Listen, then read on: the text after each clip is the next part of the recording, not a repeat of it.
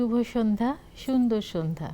Routine মাফিক আবারও চলে এলাম লেডিস আড্ডায়, নেক্সাস লেডিস ক্লাবের আড্ডায়, এবং সেই সাথে তোমাদের সাথে আবারও হচ্ছে দেখা। পর্দার সামনে যারা, তাদের সকলকে আমি আমার সালাম, শুভেচ্ছা এবং ভালোবাসা জানাচ্ছি। সেই সাথে ভালোবাসা জানাবো আমাদের এখানে 3 জন গুণী মানুষ আছেন তাদেরকে। প্রথমে আমি যার নাম বলবো, তিনি সরকার ফারহানা আক্তার সুমি, ফার্মাসিস্ট, আইনজীবী এবং একই সাথে জনপ্রতিনিধি। কেমন আছেন আপনি? আছি, আলহামদুলিল্লাহ ভালো আছি। আপনি? অনেক ভালো আছি। আমার তো এই দিনটার জন্য পুরো সপ্তাহ অপেক্ষায় থাকি যে 3 জন গুণী মানুষের সাথে দেখা হবে, অনেক আলাপ হবে, অনেক আড্ডা হবে। ভীষণ ভালো লাগার একটা সময় আমার।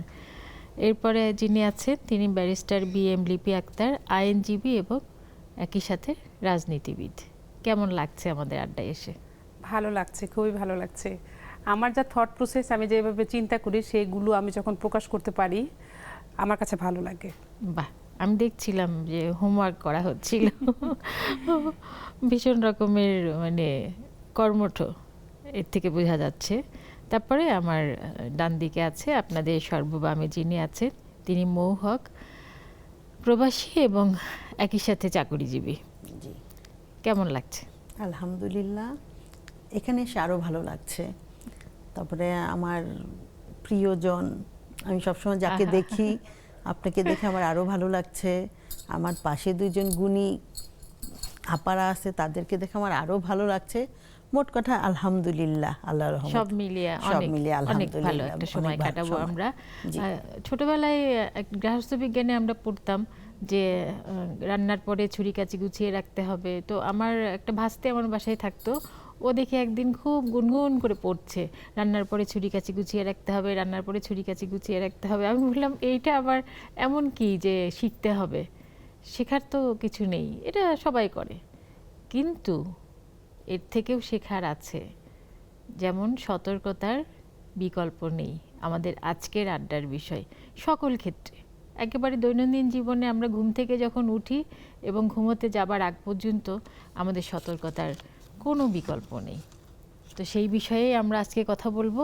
আমি দেখি প্রথমে মৌ হক কি বলেন, যেহেতু আপনি দেশ ছেড়ে প্রবাসে থাকেন, সেখানে কি একটু আলাদা করে কোনো সতর্কতা অবলম্বন করতে হয় আপনাকে? করতে হয়। ওরা যখন একটা বাচ্চা স্কুলেই যায়, সবচেয়ে মজার ব্যাপার কি, আপনার বাচ্চা স্কুলে যাবে, আমার বাচ্চা স্কুলে যাবে, আমার কোনো হেডেক নাই। বাহ, সব হেডেক গভর্নমেন্টের। উনি চিঠির বক্সে চিঠি দিবে, তোমার বাচ্চা অমুক তারিখে বাই বন হিসেবে স্কুলে যাবে। সবচেয়ে মজার ব্যাপার। বাহ। এবং তখন আমাকে কি কি সতর্কতা অবলম্বন করতে হবে বাচ্চার জন্য।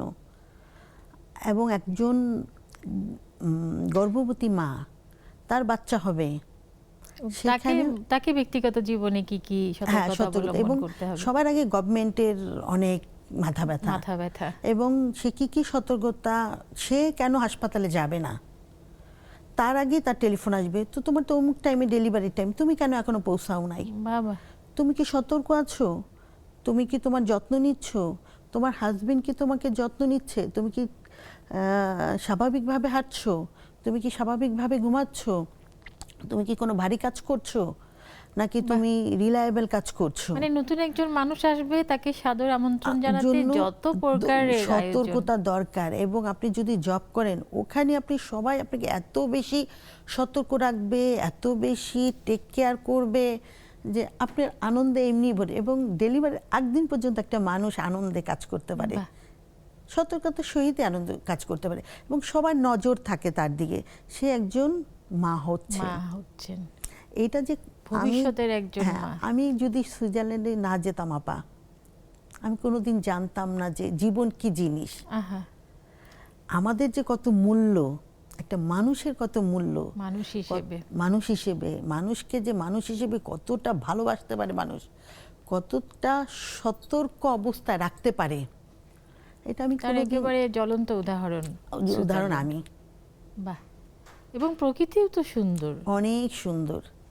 এবং সতর্কতার কারণে আপনি উইন্টারে কীরকম জুতা পরবেন, এটাও একটা সতর্কতা। সামারে আপনি কিভাবে জুতা পরবেন, সেটাও সতর্কতা।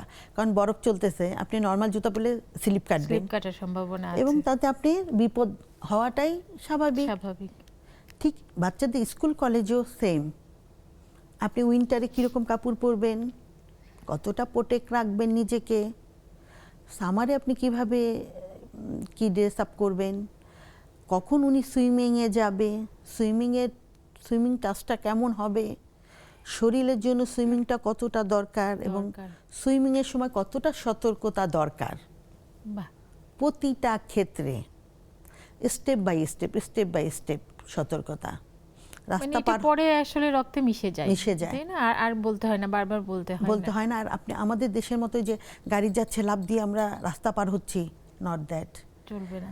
স্টপের টাইম স্টপ, গাড়ি থামার সময় গাড়ি থামবে, আপনাকে ইশারা করবে আপনি যান, উনি অটো গাড়ি থামবে, আপনাকে থামাইতে হবে না, কোনো সতর্কতার বিন্দু মাত্র লেস ওখানে হয় না। দারুণ বিষয় জানলাম, দারুণ, অনেক অনেক ধন্যবাদ। আলহামদুলিল্লাহ। ব্যারিস্টার BM লিপি আক্তার, আপনি একই সাথে আইনজীবী এবং রাজনীতিবিদ, অর্থাৎ রাজ্য নিয়ে আপনার অনেক চিন্তা ভাবনা মানে থাকবে, আমাদের চাইতে একটু বেশি থাকবে আর কি, আর ওনার তো আরও বেশি থাকবে, আসছি পরে আপনার কাছে।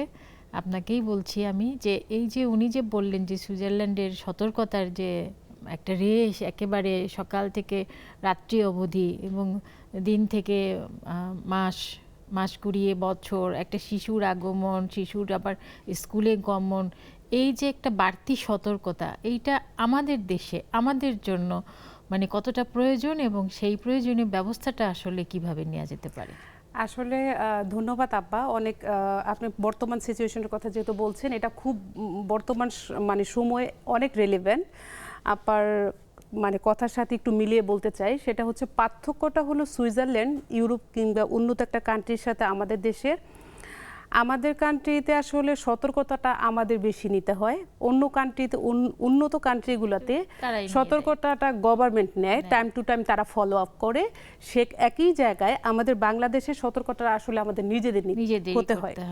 সেই ক্ষেত্রে আমি মনে করি আমাদের দেশে যদি একটা মানুষ আপনি দেখবেন যেই ধরনের ইনসিডেন্টগুলো ঘটে, অনেক সময় অনেক প্রোটেকশন আমরা পাই না, আমাদের সারাউন্ডিংসের ভিতরে আসলে আমাদের অনেক সময় সার্ভাইভ করাই টাফ হয়ে যায়। মানে স্পেশালি আমি যদি নারীদের কথা বলি, মানে নারীদের কথা মানে বলতে এবং নারীদেরকে প্রতিনিধিত্ব করতে এবং তাদেরকে নিয়ে কথা বলতে আমি সবসময় পছন্দ করি, যেহেতু আমি একজন নারী। আমার কাছে মনে হয় এই সোসাইটিতে নারীদের মানে পুরুষদের থেকে নারীরা অনেক বেশি ভালনারেবল। সেই ক্ষেত্রে আমি একটু নারীদেরকে ফোকাস করি বলবো। আপনি ধরুন একজন নারী একটা ফ্যামিলি থেকে তাকে বুঝিয়ে দেওয়া হয় না অনেক সময়ই যে তোমার বন্ধু কে হবে এবং তোমার বন্ধু কে হবে না, এটা একটা সতর্কতা বাবা মার জন্য। কেমন হবে অবশ্যই একজন নারীর জানতে হবে যে তার বন্ধু কে হবে এবং তার যেই কষ্ট, তার ইমোশন, সেটা যার সাথে শেয়ার করছে সে কি রাইট পারসন কিনা।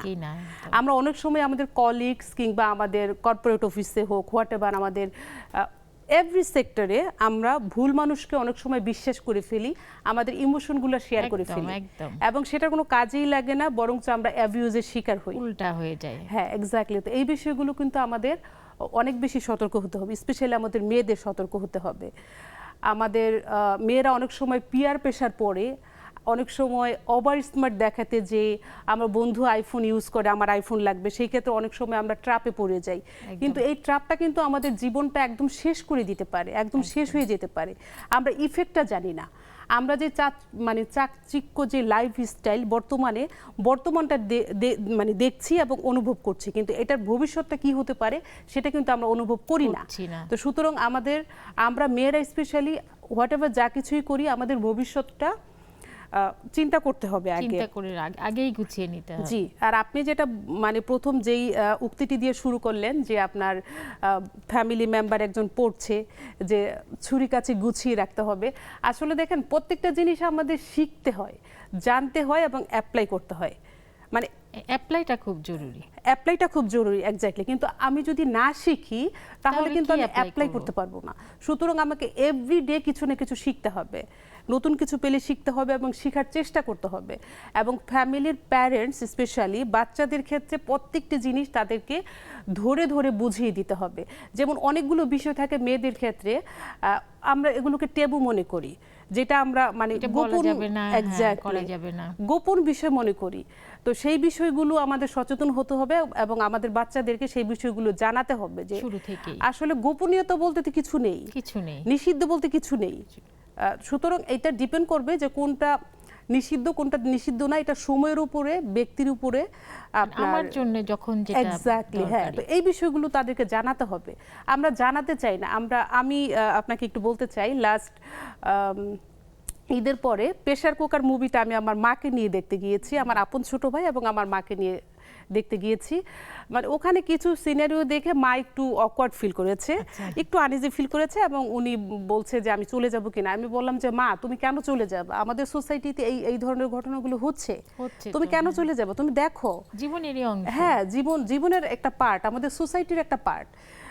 তখন মা হচ্ছে ইজি ফিল করলো। মা আমার জন্যই মানে লজ্জা পাচ্ছিলেন এবং আমার ভাই ছিল পাশে, যার জন্য উনি লজ্জা পাচ্ছিলেন। কিন্তু আমি যখন আমার মাকে ইজি করার চেষ্টা করলাম তখন কিন্তু মা ইজি হলো। তো বিষয়টা হচ্ছে এইটা, অনেক সময় মা সন্তানদেরকে গাইড দিবে, আবার অনেক সময় সন্তানও কিন্তু মা বাবাকে গাইড দিতে পারে। কারণ মা বাবাও কিন্তু ভুল করে না তা কিন্তু না। আপনি জানেন স্কুলে বাচ্চাদেরকে হচ্ছে ড্রপ করতে যে স্কুলের আড্ডাতে কলিগদের সাথে অনেক ধরনের সম্পর্ক হয়ে যাচ্ছে এবং সেটার ফলে আমাদের ফ্যামিলি ভেঙে যাচ্ছে। তার মানেটা এরকম যে আমরা যা ঘটছে তা নিয়ে সতর্ক থাকি, কিন্তু যা ঘটবে তা নিয়ে সতর্কতা অবলম্বন করতে পারছি না ঠিক সময় মতো। জি, এক্স্যাক্টলি। অনেক ধন্যবাদ। আমি ফিরে আসবো। আড্ডাটা একেবারেই জমে উঠেছে। এবার সরকার ফারহানা আক্তার সুমি, ফার্মাসিস্ট, আইনজীবী, একই সাথে জনপ্রতিনিধি। এবং আপনার মনে হয় এই যে সতর্কতার বিষয়ে আমরা যে নাগরিক জীবন নিয়ে কথা শুরু করেছি শুরু থেকে, তার শেষটার রেশ মনে হয় আপনার কাছে সবচেয়ে বেশি ভালো আছে। আমরা প্রথমত আপার কথা শুনলাম, উনি সুইজারল্যান্ডে ছিলেন, ওনার ওই দেশের অবস্থাটা বললেন। তো বিএমলিপি আমাদের বাংলাদেশের অবস্থানটা তুলে ধরলেন। তো আমরা বাংলাদেশে যেভাবে আছি, আমাদের দেশ ডেভেলপ করছে ডে বাই ডে। আপনারা দেখেন, প্রথমত আমাদের দেশে একসময় বাল্যবিবাহ অনেক বেশি ছিল এবং যে মাতৃ মৃত্যুর হার অনেক বেশি ছিল। কেন ছিল? মানুষ অ্যাওয়ার ছিল না, অল্প বয়সে মেয়েকে বিয়ে দিচ্ছে এবং খুব খারাপভাবে বাচ্চারা অল্প বয়সে মা হতে গিয়ে মারা যাচ্ছে। এই জিনিসগুলো কিন্তু ধীরে ধীরে সরকারের অ্যাওয়ারনেস জনগণের সঙ্গে মিলে কিছুটা এখন অনেকটা কমিয়ে আনা গিয়েছে, মানে অনেকটাই হয়েছে। এবং দেখবেন যে আপনারা উপজেলা প্রশাসন এবং উপজেলা প্রতিনিধি, আমি যেহেতু একজন উপজেলা চেয়ারম্যান, তো আমরা যেখানে শুনি যে বাল্যবিবাহ হচ্ছে, আমরা কিন্তু ওই বিবাহটাকে রেস্ট্রিক্ট করে দিই বা হতে দেই না। এভাবে জনগণকে অ্যাওয়ার করা, পাশাপাশি রাষ্ট্র দায়িত্ব নেওয়া, এটাই বাংলাদেশের এখনকার স্ট্যাটাস।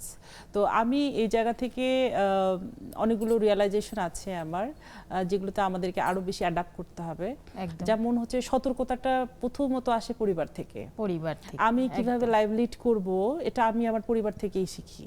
আমি ঘুম থেকে ওঠা থেকে বিছানায় যাওয়া পর্যন্ত আমার সব কাজগুলো কিন্তু আমার পরিবার ছোট থেকে আমাকে শিখিয়ে দেয়। আমি কিভাবে ঘুমাবো, উঠবো, বিছানা কিভাবে পরিষ্কার রাখবো, আমার ওয়াশরুম কিভাবে পরিষ্কার রাখবো, সবকিছু মিলেই কিন্তু আমার পরিবার আমাকে ট্রেন করে।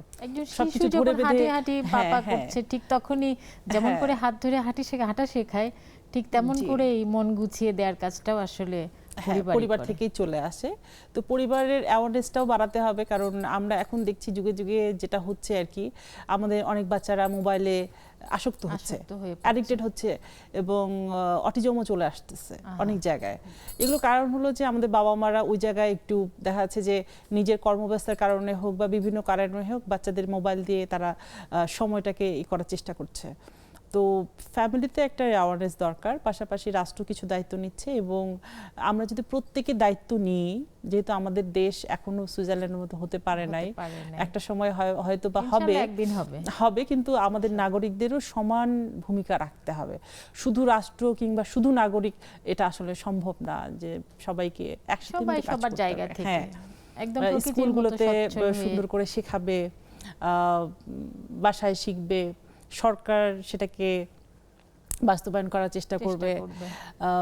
আমাদের দেশে অনেকগুলো আইন আছে যেমন মেয়েদের একটা সময় মেয়েদের খুব বাংলাদেশে মেয়েদের অনেক সমস্যা ছিল, অর্থাৎ নারী নির্যাতন ছিল, ছিল অনেকগুলো আইন হয়েছে, অনেক আইন, নারী নির্যাতন আইন হয়েছে 2009 সালে স্ট্রং হয়েছে নারী নির্যাতন আইনগুলো, বাট এখনো কিন্তু হচ্ছে, ধর্ষণ হচ্ছে, নারী নির্যাতন হচ্ছে, অনেক কিছুই হচ্ছে। ওই যে আবারও সেই ঘরের শিক্ষা, ঘর থেকে সতর্কতাটা, যেমন নারী শিশুটিকে যেভাবে বলতে হবে যে তুমি এটা, উনি বলছিলেন যে কে বন্ধু হবে আর কে বন্ধু হবে না, তেমনি ছেলে বাচ্চাটিকেও বলতে হবে যে তুমি কার সাথে কেমন করে কোন আচরণটা করবে। সেটাই, মানে সরকার রাষ্ট্র আইন তৈরি করবে কিন্তু মানতে হবে কিন্তু নাগরিককে, মানতে হবে। আবার ওই আইন মানা হচ্ছে কিনা সেটাও আবার তত্ত্বাবধান করবে হচ্ছে সরকার। তো এই কম্বিনেশনটা যদি গুড না হয় তাহলে আগানো সম্ভব হয় না। তো এই সতর্কতার আজকে যে আমাদের টপিকসটা আমার খুব ভালো লেগেছে, এবং এটা তখনই সফল হবে, আমি রাষ্ট্র মিলেই বলি, রাষ্ট্র যদি সতর্ক হতে চায় তাহলে সব নাগরিক এবং রাষ্ট্র সবাইকে একসাথে একত্রিত হয়ে। অনেক ধন্যবাদ আপা, আমাদের একটু বিরতিতে যাবার সময় হলো, ফিরে এসে আবার কথা বলবো। সময় হলো বিরতিতে যাবার, যাচ্ছি এবং যথারীতি ফিরবো, আশা করছি সবাই আমাদের সাথেই থাকবেন। যথারীতি ফিরে এলাম, আমাদের আড্ডা চলছে এবং তোমরাও আছো আমাদের সাথে, আর কিছু পরে যুক্ত হবে আমাদের সাথে সকলে জুম আড্ডায়, দেখা হবে আরও বন্ধুদের সাথে। আমরা আড্ডায় ছিলাম, সতর্কতার বিকল্প নেই। তো আমরা খুব সুন্দর করে দেশ মা এবং ঘরের মা, মানে একদম নগর থেকে সবার গৃহে প্রবেশ করে গিয়েছিলাম সতর্কতা নিয়ে। তো এই যে সমসাময়িক কিছুদিন আগে আমরা একটা নদীতে বাস পড়ে যাওয়ার দুর্ঘটনা দেখলাম, তারপরে এই যে বাচ্চা কাচ্চা যানবাহন নিয়ে যত্রতত্র ঈদের সময় ছোটাছুটি করে, তো এই দুর্ঘটনাগুলি বিশেষ করে একদম ঈদের সময়, একটা ঈদ চলে গেছে, প্রচুর দুর্ঘটনা আমি নিজে সামনাসামনি একটা দেখেছি, আর আবার ঈদ আসছে, আবারও মনে হচ্ছে বুক দুরু দুরু করছে যে আবারও দুর্ঘটনা বোধহয় ঘটতে যাচ্ছে। তো এই ব্যাপারে মানে বাংলাদেশ এবং আপনার এখন যে বর্তমান বাসস্থান সুইজারল্যান্ড, এই দুটো মিলিয়ে আপনার পরামর্শ কী এবং আপনার চোখে অসঙ্গতি কী? থ্যাংক ইউ আপা। সবচেয়েটা যেটা আমাদের চোখে খুব পড়ে, আমরা অনেক অসতর্ক, আমাদের কোনোভাবেই ব্রেনে কাজ করে না যে আমি কি করছি, কেন করছি এগুলি, কোনো ট্রেনিং নাই। আমি সেদিন যে বাসটা পড়ে গেল, আমি এত মর্মান্তিক হয়েছি, আমি শুনেছি উনি নাকি একজন হেল্পার, হতে পারে অল্প বয়স হেল্পার, কেন এই দুঃসাহস কেন হবে, কেন করবে, এত বড় একটা গাড়ি কেন সে টাচ করবে। আমি জানি, আমি ছোটবেলায় শুনেছি যে ফেরি যখন পারা হয় বাস থেকে প্রত্যেকটা মানুষ নেমে যায়, কেন এখন নেমে যায় না? মানুষের অনেক সাহস মনে, আর অনেক অসতর্ক, কোনো ট্রেনিং নাই, কোনো একাডেমিক সার্টিফিকেট নাই, কোনো হাত যে কারিগরি ট্রেনিং নাই, হেল্পারি করে করে শুনি প্রথমে বাসের গায়ে চড়থাপ্পড় দিচ্ছে, তারপরে সে স্টিয়ারিং এ চলে যাচ্ছে। তার ওর উপরে একটা যে ড্রাইভিং এর উপর একটা একাডেমিক সার্টিফিকেট নাই, একটা ট্রেনিং নাই, শুধু first gear, second gear, third gear, fourth gear দিলেই কিন্তু একটা গাড়ি চালানো হয় না। এর সাথে যে কত কিছু রিলেটেড, কত মানুষের জীবন রিলেটেড, এটা কোনো দৃষ্টিশক্তি, কানের শ্রবণ শক্তি, তারপরে যেটা আসলে সেটু সরি কিছু ড্রিঙ্ক অবস্থায় চলে আসে করতে, তখন তার মাথায় কাজ করে না, সে কোথা থেকে রাস্তার উপরে দিয়ে গাড়ি চালাচ্ছে না পানির উপরে দিয়ে গাড়ি চালাচ্ছে সেগুলো তার পরোয়া নাই। এবং এটা লং টাইম, এবং ওভারটেকিং কত কাকে পেছনে ফেলতে পারবে, একটা প্যাসেঞ্জার নেওয়ার জন্য সামান্য 10 টাকা একদম জন্য সে একটা গাড়ির সাথে মেরে দিচ্ছে। আমরা যখন আমাদের নিজস্ব গাড়ি নিয়ে বের হই, পারে সেই গাড়িটাও মেরে দিচ্ছে।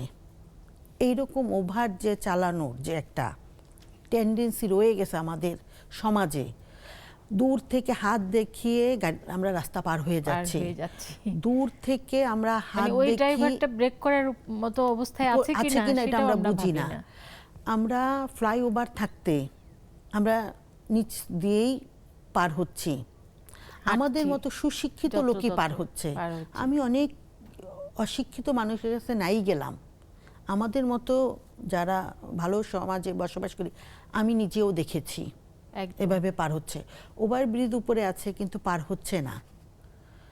আবার চলন্ত বাসকে থামিয়ে লাফ দিয়ে উঠে উঠে যাচ্ছে। যাচ্ছে।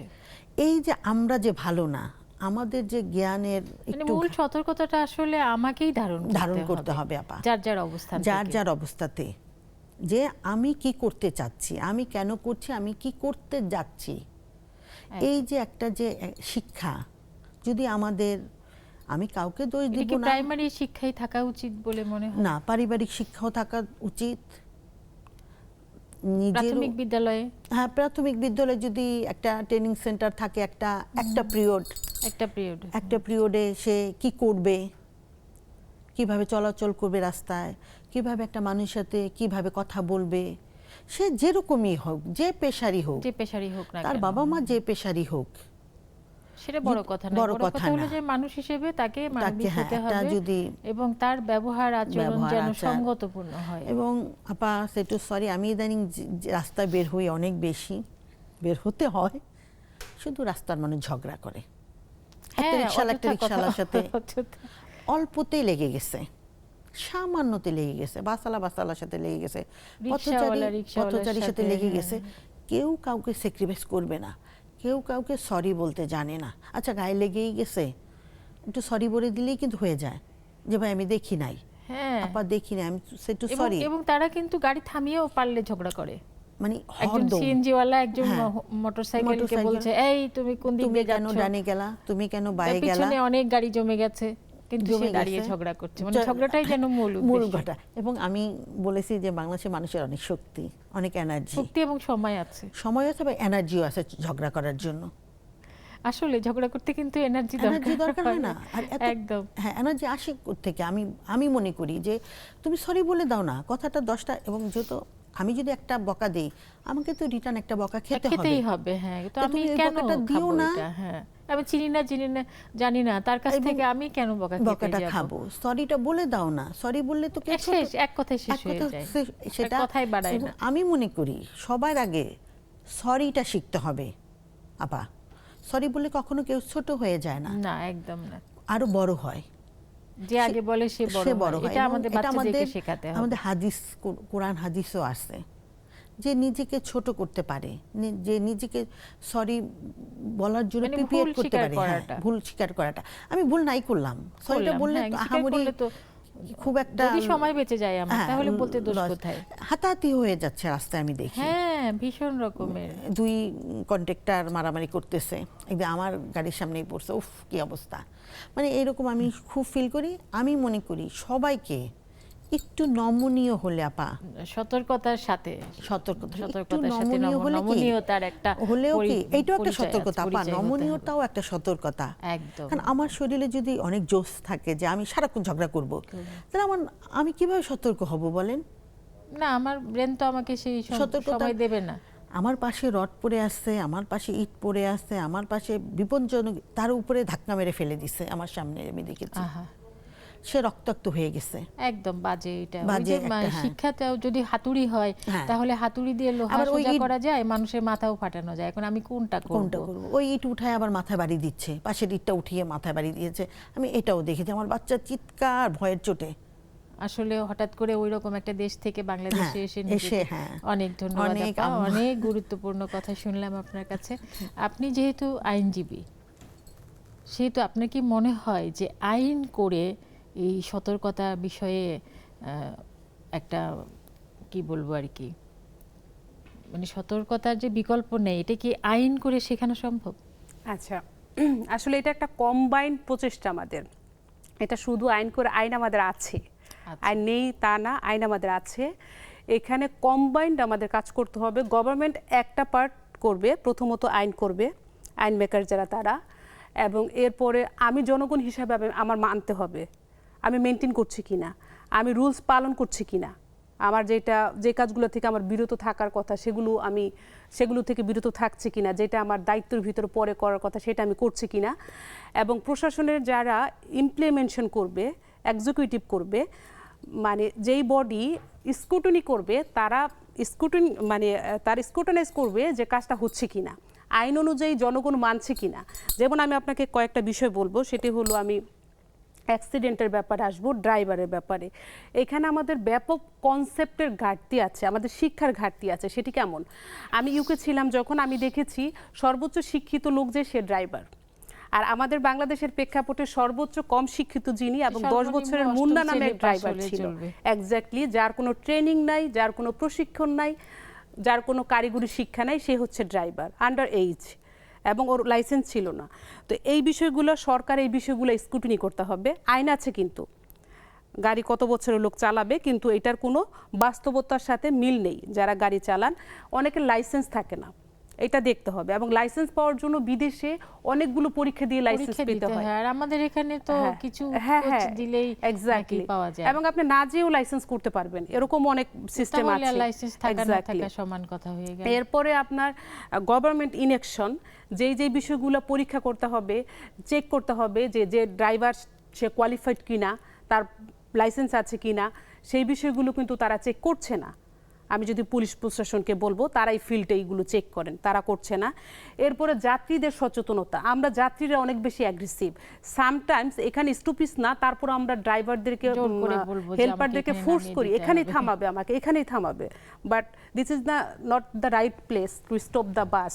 ওকে, তারপর আপনার ফিটনেসবিহীন হচ্ছে গাড়ি চালানো।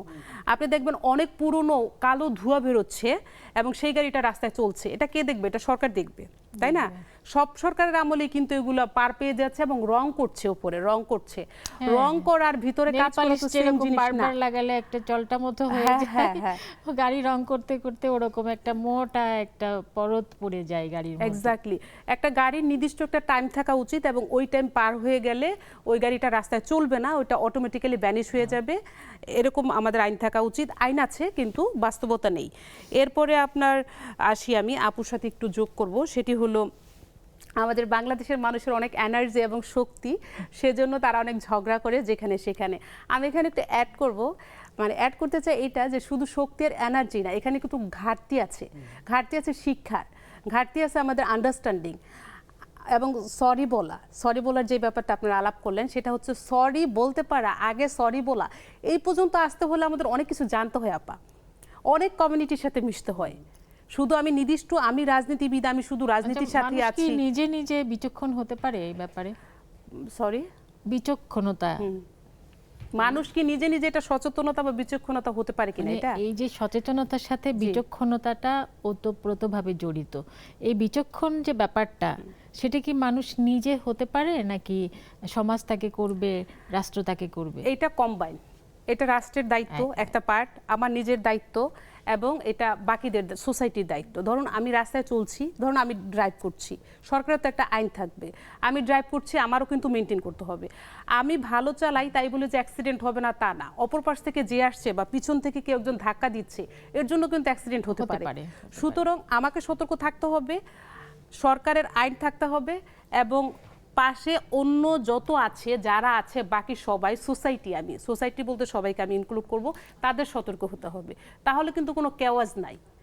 আর সরি বলা এবং অল্প তো সরি বলা, যেমন আমি ইংল্যান্ডে দেখেছি যে সামান্য ধাক্কা লাগছে, ইন্টেনশনালি না, জাস্ট ধাক্কা লেগেছে, ও sorry sorry sorry sorry sorry please please sorry, বলতে বলতে মুখে ফেনা তুলে ফেলছে, এমন ভাবে বলে মনে হচ্ছে ও খুব অন্যায় করে ফেলেছে। আর আমাদের বাংলাদেশে আমরা সরি তো দূরের কথা, মরে গেল সরি বলবো না। এটা হচ্ছে আমাদের শিক্ষার অভাব, একদমই শিক্ষার অভাব। আপনি দেখবেন যারা কালচার, বিভিন্ন সংস্কৃতির সাথে আছে, শুধু একটা মানুষ ক্যারিয়ারে খুব ভালো হলেই, ধরেন আমি আইনজীবী, আমি ব্যারিস্টার, সে যে খুব ভালো হবে না। হ্যাঁ, এক্স্যাক্টলি। তো সুতরাং বিভিন্ন সবার আগে আসলে মানুষ হিসেবে ভালো হওয়া দরকার, তাহলে যে পেশাতেই থাকবে সেই পেশাকে পরিচালিত করতে পারবে সততার সাথে। অনেক ধন্যবাদ আপা, ফিরে আসবো আপনার কাছে। একটু বিরতিতে যাবার সময় হয়ে গেছে, বিরতিতে যাবার, ফিরবো একটু পরেই। সেই সাথে সবাইকে নিয়ে আবারও জমবে আমাদের আড্ডা, সতর্কতার কোনো বিকল্প নেই। বিরতি শেষে ফিরে এলাম, আড্ডা চলছে, সতর্কতার বিকল্প নেই, এবং আড্ডা আরও জবরদস্ত হবে যদি বন্ধুরা তোমরা জুম আইডিতে যুক্ত হয়ে যাও।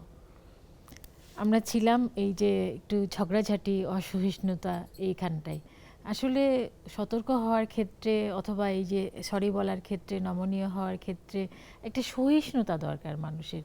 তো সেই সহিষ্ণুতাটা মনে হচ্ছে কেন জানি দিন দিন হারিয়ে যাচ্ছে।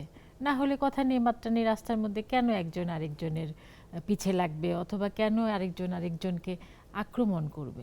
তো আপনি জনপ্রতিনিধি হিসেবে কিভাবে মনে করতে পারেন যে এর একটা অবসান করানো যায় অথবা করা তো উচিত বটেই, কিভাবে এটার মানে নিরসনে আমরা কি করতে পারি? আমরা প্রথমত আমি এই বিষয়গুলোকে যদি রিলেট করতে চাই তাহলে আমাদের মানসিক স্বাস্থ্যের কথা বলতে হবে। একদম, কারণ আমরা অধিকাংশ মানুষই জানি না জীবন কি। একটা মানুষ জন্মগ্রহণ করবে, কিছুদিন জার্নি করবে, তারপরে চলে যাবে, সবার জন্য এটা ফিক্সড। তো এইটুকু জার্নি আমি কিভাবে করব? আমি একবার মরে গেলে তার ফিরে আসতে পারবো না। তো আমি যখন আমার ফ্যামিলি থেকে শিখবো, আমার স্কুলে যখন আমার টিচাররা আমাকে, বিশেষ করে প্রাইমারি লেভেলে এবং হাই স্কুল লেভেলে যখন আমার টিচাররা আমাকে শেখাবে জীবন কি, জীবনকে কিভাবে বাঁচতে হয়, জীবনে কত সুখী থাকা যায়, জীবনকে কত পজিটিভভাবে নেওয়া যায়, এই জিনিসগুলো যদি আমাদের মধ্যে আসে বা আমাদের মধ্যে তৈরি করে দেওয়া যায়, তাহলে দেখা যাচ্ছে যে আমরা মানসিক স্বাস্থ্যটা আমাদের ঠিক থাকবে। মানে অসাধারণ একটা কথা বলে ফেলেছেন। এরকম পুরো একটা টপিকই হতে পারে যে মানসিক পরিচর্যায় সতর্কতা। এটাই স্পেশাল, কারণ আমরা তো জানি না যে জীবন কি, এই জীবনটাকে। যেমন দেখা যাচ্ছে যে আমাদের বাবা মারা স্কুলে প্রথমেই আমরা কম্পিটিশনে চলে যাচ্ছি, বাবা তোমাকে ফার্স্ট হতে হবে। কেন ফার্স্ট হতে হবে? সবাই তো ফার্স্ট হবে না। কেন আমি বাচ্চাটাকে ডিপ্রেশন দিব? ও পড়ুক, ও ওর মতো পড়ে যাক, লাইফে কিছু তো একটা করবে। সবাইকে কেন ডাক্তার হতে হবে? সবাইকে ইঞ্জিনিয়ার কেন হতে হবে? সবাইকে পলিটিশিয়ান কেন হতে হবে? তো এই জিনিসটা কিন্তু আমরা বাবা মারাই দিয়ে দিচ্ছি, আমার বাচ্চাটা ফার্স্ট হবে, আমার বাচ্চাটা ইঞ্জিনিয়ার হবে, ডাক্তার হবে। কেন? একজন ভালো টিচার হলে তো অনেক ভালো, সমাজকে অনেক কিছু দিবে। এই জিনিসগুলো কিন্তু আমরা দিতে পারি না। আবার দেখবেন যে আমি প্রতিনিধি হিসেবে যেটা দেখেছি, বাচ্চারা এত বেশি ডিপ্রেস হয়ে যায় রেজাল্টের জন্য। কেউ টেস্টে, আমার বান্ধবী একজন ছিল, বন্যা নাম, ও প্রি টেস্টে 3টা সাবজেক্টে ফেল করেছিল, সুসাইড করেছিল। হতেই পারে। তো এটা তো ওর কাছে, ওর সমাজ ওকে চাপিয়ে দিয়েছে, ওর ফ্যামিলি ওকে চাপিয়ে দিয়েছে যে ভালো কিছু এক্সপেক্ট করেছে, তাকে লাইফের যে টিচিংটা সেটা সে পায় না, সঠিক হবে না। একটা ছেলে ঈদে যাওয়ার জন্য ট্রেনের উপরে উঠছে, মানে তাকে বাড়িতে যেতে হবে, এটা তো লাইফ না। ট্রেনের উপরে যখন কেউ যায় তখন তো উপরে যে ইয়েগুলো থাকে, অনেকে বাড়ি খেয়ে পড়ে যায় এবং মারা যায়। তো লাইফ তো এটা না। আমি বেঁচে থাকবো, সুন্দরভাবে বেঁচে থাকবো, জীবনে অনেকগুলো ঈদ আসবে, আমি যে কোনো ঈদ করব, যেখানে আছি সেখানেই থাকবো। আবার দেখা যাচ্ছে যে আমরা এই মেন্টাল, সরকারের পক্ষ থেকে যেটা আমাদের ঘাটতি রয়েছে সেটা হলো আমাদের কিন্তু বিশ্ব স্বাস্থ্য দিবস, আমরা মানসিক স্বাস্থ্য দিবস পালন করি, বাট আমাদের এরকম জরিপ নাই যে আমাদের এলাকায় কতগুলো মানুষ সুইসাইড করতেছে, কেন করতেছে, গবেষণা নাই। যে স্কুল থেকে, যে পাড়া থেকে, আমার উপজেলা হচ্ছে ডোমার, এবং আমার উপজেলায় একটি প্রবলেম ছিল, ওখানে সুইসাইডাল টেন্ডেন্সি বেড়ে গিয়েছিল এবং বিভিন্ন রকম হচ্ছিল। দেখা যাচ্ছে যে হাজবেন্ড তার ওয়াইফকে মেরে ফেলতেছে। কেন মেরে ফেলতেছে? তারপর ওয়াইফ সুইসাইড করতেছে। বিভিন্ন দেখা যাচ্ছে কি জীবনের মিনিংটা তাদেরকে বোঝানো হয় না, বুঝায় না, শুরুতে বলাই হয়। এবং স্কুলের বাচ্চারা সুইসাইড করতেছে, অনেক সময় অনেকভাবেই সুইসাইড করতেছে। তো আমি তখন থাকা অবস্থায় আমি অনেকবার অ্যাটেম্পও নিয়েছিলাম যে এগুলো মানসিক হেলথ ঠিক রাখার জন্য আমাদের যে প্রতিদিন, আগে ছোটবেলায় আমি যেমন করেছি, প্রতিদিন বিকালবেলা আমি মাঠে হাঁটতাম, সবুজের সাথে আমার একটা সম্পর্ক ছিল। এখন বাচ্চাদের সম্পর্ক হচ্ছে ডিভাইসের সাথে, মাঠের সাথে নাই। আমরা মাঠগুলোকে ওইভাবে বাচ্চাদের খেলার উপযোগী করতে পারতেছি না, এবং বাচ্চাদেরকে স্কুলিং এর মধ্যে যে একটা খেলার নির্দিষ্ট সময় নির্ধারণ করে দেওয়া, সেটা পারছি না। বিভিন্ন ক্ষেত্রে আমরা রাষ্ট্র এবং জনগণ দুই দিক থেকে আমরা এই মেন্টাল হেলথটাকে ঠিক রাখতে পারছি না। আপনি এই যে বাসের অ্যাক্সিডেন্টগুলোর কথা আপনারা বললেন, একটা ড্রাইভার ঈদের সময় তার চাপ চলে আসলে তাকে অনেক বেশি ইনকাম করতে হবে। ঈদের দিন তার ফ্যামিলি মেম্বার সবার জন্য শাড়ি টাড়ি কিনতে হবে, অনেক কিছু কিনতে, বাড়তি চাপ চলে আসলো, এক্সপেকটেশন। তো জীবন তো খুব সুন্দরভাবে লিড করা যায়, একটা শাড়ি দিয়েও লিড করা যায়, দুটো শাড়ি দিয়ে লিড করা যায় খুব সুন্দরভাবে। এই শিক্ষাগুলো আমরা আসলে করতেছি না, মানে মানুষের মধ্যে বোঝাতে পারছি না। বক্তব্যের মধ্যে আরেকটা বিষয় খুব সুন্দরভাবে চলে এসেছে, সেটা হলো যে আসলে সতর্ক কখন হব আমরা? যখন জীবনের মানে জানবো, জীবনের মানেই যদি না জানি, আমাকে বেঁচে থাকতে হবে, আমাকে প্রকৃতির সাথে স্বচ্ছন্দে চলতে হবে, কখনো লড়াই করতে হবে, এই প্রত্যেকটা ধাপের সাথে যদি আমরা পরিচিতই না হই তাহলে সতর্ক হব কি করে? নিজের জীবন যেখানে সবচেয়ে বড়, সেই জীবনটাই তারা হেলাফেলাই নষ্ট করে দিচ্ছে। অর্থাৎ সতর্ক হওয়ার আগে মানুষকে বোধহয় সবার আগে জানতে হবে যে আমার জীবনটা কেন, কি, এবং এখানে এসেছি আমাকে কি করতে হবে, কি করে আমাকে যেতে হবে। যেমন আপনার কথাই ধরি, এখানে তিনজনই গুণী মানুষ আছেন, তিনজন তিন রকমভাবে তিন ধরনের মানুষের কাছে চিরজীবী হয়ে থাকবেন, চিরজীবী হয়ে বাঁচবেন। কিন্তু আপনি একটু বেশি হবেন, কারণ ওই যে আপনার নামের শেষে একটা আছে জনপ্রতিনিধি। কারণ আপনাকে যতজন চেনে আমাকে ততজন চেনে না বা চিনবে না, মৌকে ততজন চিনবে না, বিএম আপাকে ততজন চিনবে না। তো এর জন্যও কি আমাদের দরকার আছে যে জীবনকে সাজানোর জন্য আমাকে শুরু থেকেই কি কি সতর্কতা অবলম্বন করতে হবে, ছোট্ট করে? প্রথমত স্কুল পর্যায়গুলোতে আমি যেহেতু জনগণকে নিয়ে কাজ করি এবং প্রবলেমগুলো আমাকে মানে কম্বাইন করতে হয়, প্রথমেই যা স্কুল পর্যায়গুলোতে আমাদের লাইফ কি এটা শেখাতে হবে, জীবন কি একদম। এবং সেকেন্ড হলো যে রাষ্ট্রকে দায়িত্ব নিয়ে শেখাতে হবে। আর পজিটিভ যে থিঙ্কিং, এই থিঙ্কিংগুলো মানুষের মধ্যে ঢুকাতে হবে।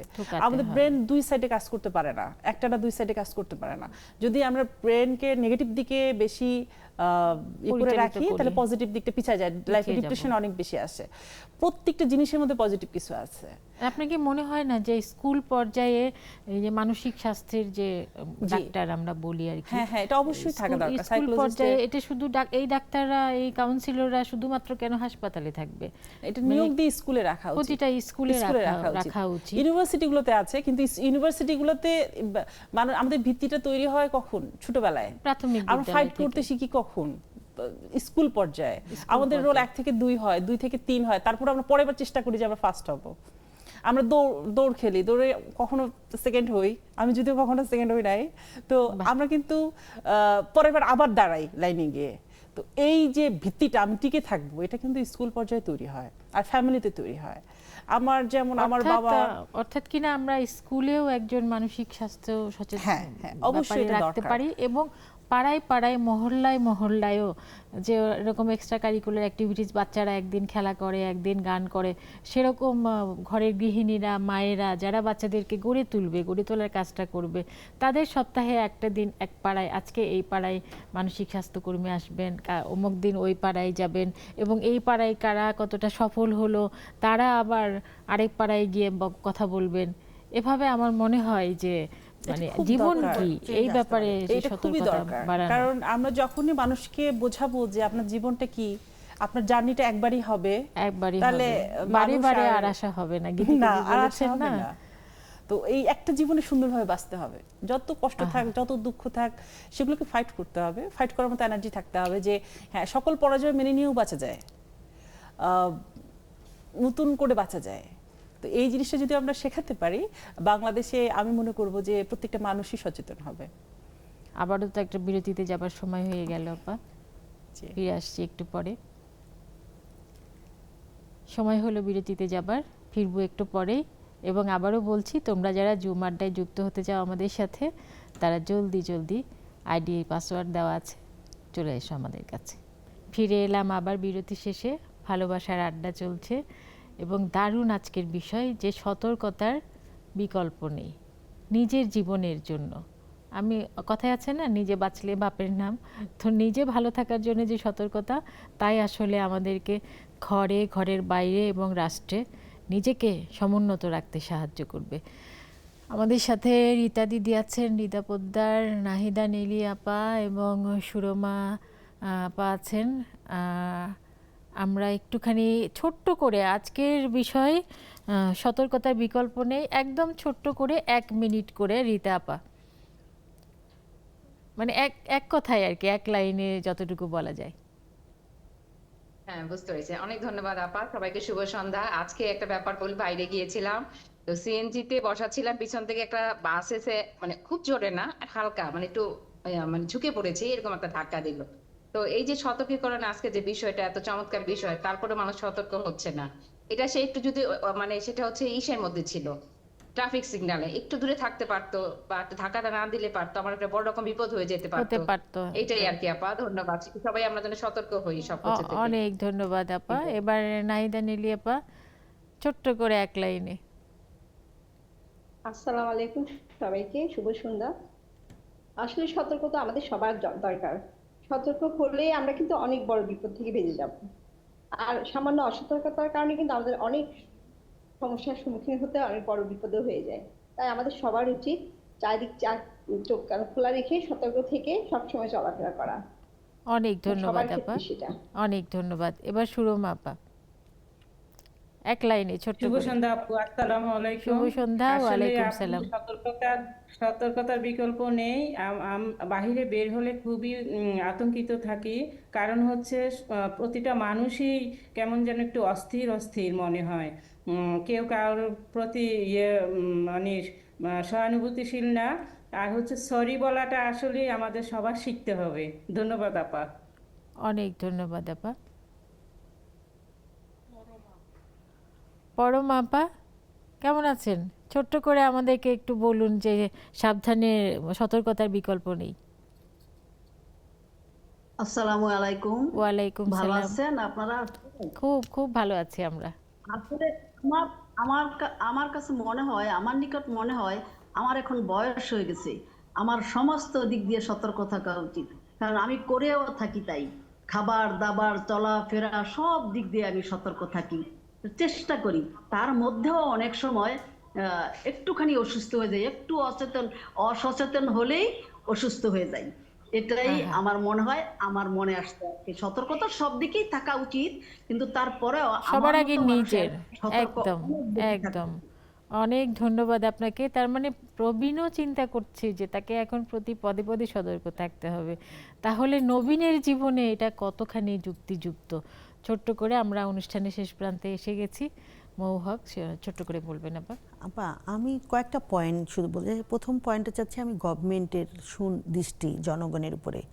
অস্থিরতাটা কিন্তু মানুষের জীবনে অনেক বড় অসতর্কতা। একদম। কারণ সে যে বললো বাস ড্রাইভারের কথা দিয়ে আমি সামান্য একটা উদাহরণ দিয়ে শুরু করি, অথবা একটা কাজের মহিলাকে দিয়ে শুরু করি। একটা কাজের মহিলা 7 থেকে 8টা কাজ করে প্রতিদিন, 7-8 বাসায়। কেন করে? গভর্নমেন্টের কোনো হেল্প নাই। সে এই টাকা দিয়ে সে নিজে বাসা ভাড়া দিবে, তার ছেলে মেয়ে পালবে, আবার কিছু সেভিংসও করতে হবে, গ্রামে একটা ঘর উঠাবে। তো যেহেতু আমাদের গভর্নমেন্টে কোনো হেল্প পায় না, কে পায় আমি জানি না আপা, ম্যাক্সিমাম মানুষই পায় না। করোনার সময় আমি অনেক কথা শুনেছি। আমি আমার নিজে কাজের মেয়েদেরও আইডি কার্ড বিভিন্ন জায়গায় জমা দিয়েছি যে আমি তো দিবই, পাশাপাশি তারা গভর্নমেন্ট থেকে পাক, একটা টাকাও পায় নাই। কেন পাইনি তার ডিপে আমি যেতে চাই না। আমি গভর্নমেন্টকে শ্রদ্ধা করি। আমি মনে করি গভর্নমেন্ট যদি একটু সুদৃষ্টি দেয় আমাদের যারা একটু, মানে আপনার কথাই বোঝা যাচ্ছে যে মানে সরকারিভাবে যদি কিছু ভাতা দিত, উদ্দীপনা যেটাই বলতে চাচ্ছি আর কি, একটা বয়স্ক ভাতা হতো। আমাদের আজকে একজন ফাহিমা সুলতানা আপা, আপনি সবসময় অ্যাক্টিভ থাকেন আমাদের সাথে। আজকে আপনার জন্মদিন, আপনাকে এই লেডিস ক্লাব আড্ডার মাধ্যমে শুভ জন্মদিন জানাচ্ছি। আপনি পরিবারের সাথে সতর্কতায় থাকুন, খুব ভালো থাকুন আপা। আসলে সতর্কতা সবার প্রথমে আমি মনে করি ফ্যামিলি যদি সুন্দর থাকে তাহলে অনেক কিছু সুন্দর। আমি আমার ফ্যামিলির সাথে সুন্দর আছে কিনা, বাবা মা বা ফ্যামিলি যদি আপনি বড় পরিবার বলি কিংবা আমি আমার সিঙ্গেল পরিবার বলি, স্বামী সন্তান তাদেরকে নিয়ে ভালো আছে কিনা, আমার হাজব্যান্ডের সাথে আমার সম্পর্ক কেমন, সেটা দেখে কিন্তু বেবি বড় হচ্ছে। বেবিটা কি সেফ একটা প্লেসে বড় হচ্ছে, তার কি ইনসিকিউরিটি হচ্ছে নাকি সে তাকে ব্লেসড ভাবছে, এটা একটা বড় বিষয়। কারণ অনেক সময় বাবা মার টক্সিক সম্পর্কের কারণে কিন্তু বাচ্চা ভালো ব্রেন নিয়ে বড় হতে পারছে না, গ্রোয়িং হতে পারছে না, এটা বড় একটা ইস্যু। সুতরাং আমি আমার হাজব্যান্ডের সাথে কিভাবে কথা বলছি, কিভাবে আচরণ করছি, এটা বাচ্চার উপর ইফেক্ট পড়ছে। সুতরাং হেলদি থাকা, মেন্টাল হেলথ নিয়ে আপনারা অনেক কথা বলেছেন, কিন্তু বাংলাদেশে এখনো পর্যন্ত সব সোসাইটিতে মেন্টাল হেলথ যে আমাদের সতর্ক থাকতে হবে, ট্রিটমেন্ট করতে হবে, চেক আপ করতে হবে, এটা আমরা জানি না। এটাকে একটা রোগ হিসেবে আমরা নেই না। আমরা শুধু ফিজিক্যাল ফিটনেসটাকেই ফিটনেস মানে রোগ মনে করি, কিন্তু এটাই ভালো রাখতে হবে। মেন্টাল হেলথনেসটাকে কিন্তু আমরা গুরুত্ব দিইনি। তো মেন্টাল হেলথনেস গুরুত্ব দেওয়া, ওই যে আপা জুমে বললেন ফুড, খাবার কতটুকু খাবার আমরা খাবো, কারণ অনেকে খাবার দাবারের সাথে অনেক রোগের ডিজিজের প্রবলেম, অনেক ধরনের রোগ হচ্ছে, ওভারওয়েট হয়ে যাচ্ছে, এবং রোগের সাথেও কিন্তু আমাদের মেজাজের অর্থাৎ কিনা মানে আমাদের স্বাস্থ্যের সাথে সাথে মানসিক একটা যে প্রশান্তির ব্যাপার আছে সেদিকেও প্রতিনিয়ত সতর্কতার বিকল্প নেই। আর আমার যেটা আমি শেষে বলতে চাই যে আমি কি হতে চাই, আমাকে আমার লাইফটাকে আমি কিভাবে লিড করতে চাই এটা প্রথমে নির্ধারণ করা। আমার উদাহরণ দিয়েই বলি, আমি রাজশাহী ইউনিভার্সিটিতে ফার্মেসিতে পড়েছি। তো ফার্মেসিতে পড়া অবস্থায় আমার ভালো লাগলো যে আমি রাজনীতি করব। কেন ভালো লাগলো? রাজনীতি করলে মানুষকে অনেক হেল্প করা যায়, আরো বেশি কাছাকাছি যে আনন্দটা পাওয়া যায় এটা পৃথিবীর মধ্যে কোথাও খুঁজে পাওয়া যায় না। বাট নিজের জীবনে অনেক স্যাক্রিফাইস করতে হয়, ঘর সংসার ফ্যামিলি সব কিছু অনেক স্যাক্রিফাইস লাগে। কিন্তু এই স্যাক্রিফাইসটা যখন আমি একজনের মুখে হাসি দেখি, একটা অসুস্থ বাচ্চাকে হেল্প করার পরে তার যে পরিতৃপ্তি দেখি, আমার সব কিছুই মানে চলে যায় যে আমি এটাতেই হ্যাপি। তারপর রাজনীতি করতে গিয়ে আমি দেখলাম যে আমার আইন জানা দরকার, আইন ছাড়া আমি কোনো মানুষকে সলভ দিতে পারছি না। পরে কিন্তু আমি আইনজীবী হয়েছি, আমি বার কাউন্সিলে পাশ করেছি এবং আমি আইনজীবীও হয়েছি। এবং রাজনীতিবিদ হলে অনেকগুলো মামলা খেতে হয়, কারণে অকারণে মামলা হয়, নিজের জন্য হলেও আমাকে আইন জানতে হবে। তো এই মামলার ফিয়ার যদি আমার থাকে বা আমার ভয় থাকে যে আমি রাজনীতি করলে ভবিষ্যতে আমার মামলা হবে, আমি এখানে পালাতে হবে, ওখানে পালাতে হবে, এখানে হবে, এরকম লাইফ হবে, আমার মৃত্যু ভয় আসতে পারে। আমার নির্বাচনে আমার 2বার হামলা হয়েছিল, মারাও যেতে পারতাম। তো এই যে আমার ভালো লাগা, এগুলো সবগুলোই আমার ভালো লাগে, আমি এনজয় করি। এবং দিন শেষে যে পাবলিকের সাথে যে আমার সম্পর্কটা, এটা আমি খুব এনজয় করি, যার কারণে আমার জীবনটা সুন্দর, আমি এখনো খুব এনজয় করি। এবং আমি সবসময় আমার এলাকায় আমার ছেলে মেয়েদেরকে বলি যে তোমরা নিজের প্রতি সতর্ক থাকা, মানে ভালো লাগাগুলিকে বাঁচিয়ে রাখতে হলে আমাকে তো সতর্ক থাকতে হবে। আমি স্কুলের বাচ্চাদের সবসময় বলতাম, আমার স্কুলের কলেজের ছেলেমেয়েদেরকে বলতাম, তোমরা কি হতে চাও সেটাই হও, বাবা মার কথা শোনার দরকার নাই যে তুমি ইঞ্জিনিয়ার হও, ডাক্তার হও, তোমার যা হতে ইচ্ছে হয় তুমি তাই হও, কিন্তু তোমার জীবনটা খুব সুন্দর, তুমি প্রত্যেকটা দিন সুন্দর করে বাঁচবা। কথা হলো যে এমন মানব জনম লালন বলেছেন, এমন মানব জনম আর কি হবে, মন যা করার তরাই করো এই ভবে। সেইটা যা কিছু নয়, যা খুশি করলাম আর নিজে ভালো থাকতে পারলাম না তা কিন্তু নয়, নিজেকে ভালো থাকতে হবে। জুমের বন্ধুরা যারা আমাদের সাথে ছিলেন অনেক অনেক ধন্যবাদ, আর 3জন গুণী ব্যক্তি যারা একেবারে চলমান ভালোবাসা দিলেন সবাইকে। আবার যারা দেখছেন, আমি শুধু ফাহিমা আপাকে জন্মদিনের শুভেচ্ছা দিয়েছি, যাদের আজকে জন্মদিন তারা মন খারাপ করবেন না, আপনাদেরকেও জন্মদিনের শুভেচ্ছা জানাচ্ছি। আবারও দেখা হবে সপ্তাহান্তে, তার আগ পর্যন্ত সবাই খুব খুব খুব ভালো থাকবেন।